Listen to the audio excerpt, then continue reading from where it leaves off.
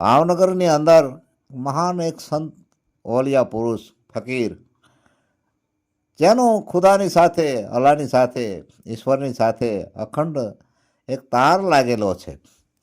એ નાજીરને સંતો મહાપુરુષોની એવી વાત છે, ગોરખનાથ એમ કહે છે કે મસ્તી મેં રહેના માંગીને ખાના ટુકડામાંથી ટુકડો કરી દેના મેરે લાલ, સાધુ તેરો સંગડો નહીં છોડું મેરે લાલ.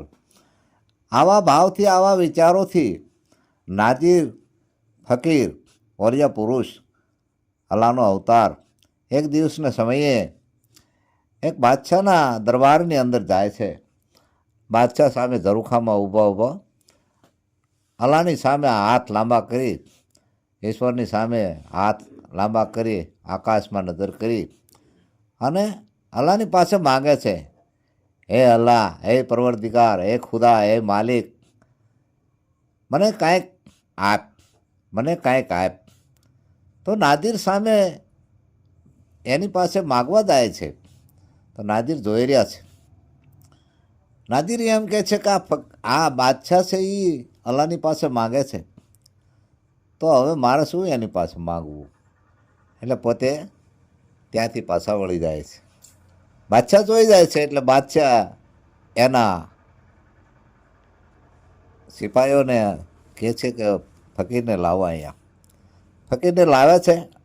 નાજીરને પૂછે છે કે મહાત્માજી, ફકીર ઓલિયા પુરુષ, તમે કેમ પાછા વળી ગયા? ત્યારે નાજીર એમ કહે છે કે બાદશાહ, હું તો એક ફકીર છું, હું ભિખારી નથી પણ ભિક્ષુક છું. અને ભિક્ષુક એટલા માટે ભિક્ષા માગવા નીકળ્યો છું કે કાંઈ મળે તો પોતેનું કાંઈ પેટની અંદર જાય, બે ટુકડા, અને કોઈ બીજા ભૂખ્યાને હું પણ જમાડી શકું, એવા ભાવથી તારી પાસે આવ્યો હતો. પણ તું તો મારી કરતાં હાવ એમ છો. કેમ? કે તું અલ્લાહની પાસે માગે અને અલ્લાહ તને આપે. હું તારી પાસે માગું, તું મને આપ. તો મેં એવો વિચાર કર્યો કે આ બાદશાહ જો અલ્લાહની પાસે માગતો હોય અને અલ્લાહ એને આપતા, તો મને કેમ ન આપે? હું તો ફકીર છું, હું એની પાસે માગું કરતાં અલ્લાહ પાસે જ ન માગી લઉં. એટલા માટે હું પાછો વળી ગયો છું. અને પછી નાદિર એવું ગાય છે, ખુશી દે જે જમાનાને, મને હરદમ ભજન દે જે. હે માલિક, મને તારું અખંડ ભજન દે કે જેના થકી હું પોતે મારું પણ ભરણ પોષણ કરી શકું અને તમામ જીવોને જમાડી શકું અને કોઈ ભૂખ્યાને અન્ન આપી અને હું રાજી રહું. એવું મને ભજન દેજે માલિક, એવું મને ભજન દેજે. આવા નાજીર મહાન ફકીર ઓલિયા પુરુષ આપણા ધરતીની માથે થઈ ગયા. દરેક જીવોને નમ્ર વિનંતી છે કે પરમાત્માનું ભજન કરો, ભજન કરો અને બીજાને ખુશીમાં રાખો. બીજા ખુશીમાં રહેશે તો પરમાત્મા જરૂર તમારું સાંભળશે, જરૂર તમારી સામું જોઈશે. અને સમાન ઔષધિ નહીં, નહીં ઝરણા સમો જાપ, કૃષ્ણ સમાન કોઈ દેવતા નહીં, નહીં નિંદ્યા સમો કોઈ પાપ. અન્નમાં મોટો ગરજ છે અમર જોગીનો અવાજ, અનથી તરી ગયા અણદો સોની છે જીવતર તરવાનું જહાજ. અકલમાંથી ભીમ ઉજ્યા નિસળ દીપ્યા નામ, કામીની ક્રિયા કરીને રોટીમાં ભળ્યા રામ.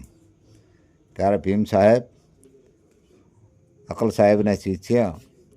ભીમ સાહેબ એમ કહે છે, અંગવચાળ છે ગુમડું એનું ઓહળ છે અન્ન, ભર્યા પછી ભીમદાસ કે મોજું કરે છે આમાં મન. અન્ન સર્વશ્રેષ્ઠ વિશ્વની અંદર માનવામાં આવ્યું છે.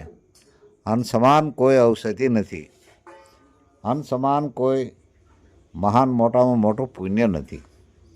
અન્નથી પ્રાણ ટકે છે, અન્નથી વિશ્વના તમામ જીવો તૃપ્ત થાય છે.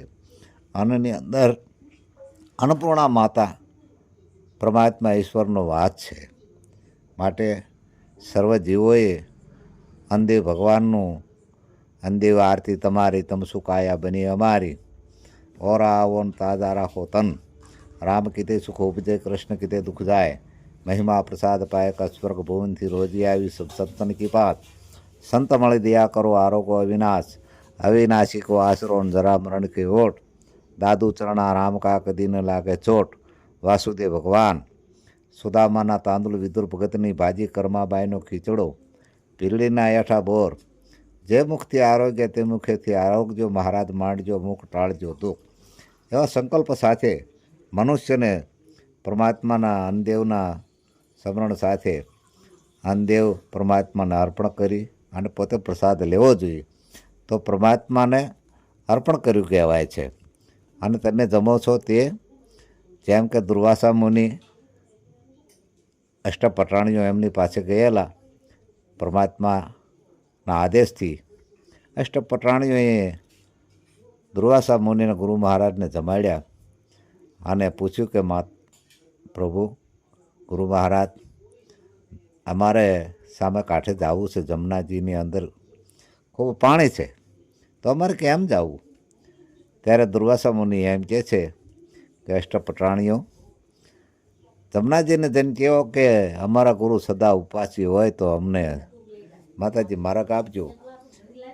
એવા સંકલ્પ સાથે હાથ જોડીને જમનાજીની પાસે અષ્ટપટાણીઓએ વિનંતી કરી એટલે માર્ગ થઈ ગયો અને સામે કાંઠે પહોંચી ગયા.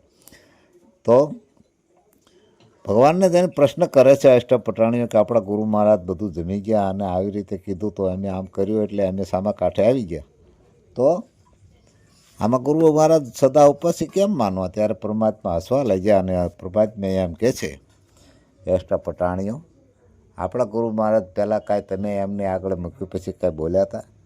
કાંઈ ધ્યાન ધર્યું હતું કે હા? એમાંથી થોડું અન્ન લઈ નીચે મૂકી પરમાત્માના હાથ જોડીને વિનંતી કરી હતી અને પોતે આંખો બંધ કરીને સંકલ્પ કર્યો હતો. તો એ સદા ઉપવાસી, એને પરમાત્માને અર્પણ કરી અને પછી જમ્યું છે એટલે સદા ઉપવાસી છે.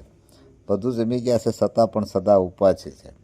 માટે દરેક મનુષ્યએ, દરેક જીવોએ, સમજદાર આત્માઓએ પરમાત્માને અર્પણ કર્યા પછી ભોજન કરવું જોઈએ.